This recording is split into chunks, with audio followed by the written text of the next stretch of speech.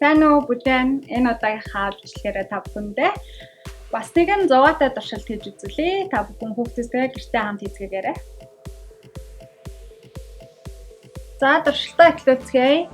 Туршилтанд маань тавган дээр та бүхэн гэртээ зөвхөн нэг л тавг хэрэглэж болно. Ус асгаад эхлээд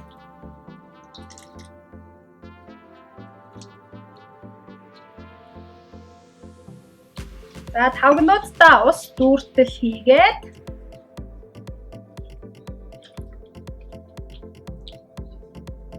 дараа нь ялгар са литр гэж ярьдаг. Тавгнууд усан дээрээ цацаж өгнө.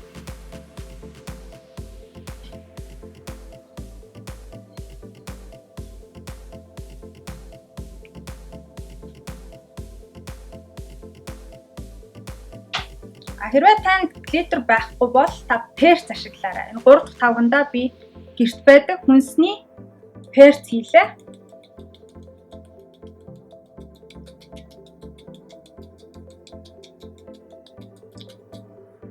За одоо нэг жижиг савнд аяг тавг угаагч шингэнээсээ маш багыг тасалж аваад за туршилтаа эзгэе. Энэ аяг тавг угаагч шингэндээ хурууга дүрээд хурууга энэ голдоо байрлуулна. Харж байна уу?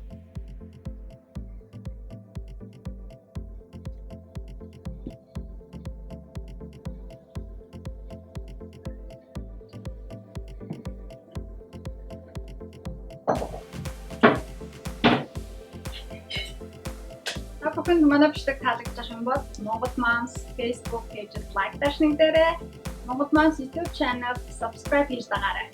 Баяртай дараагийн бичлэгээр уулзъя.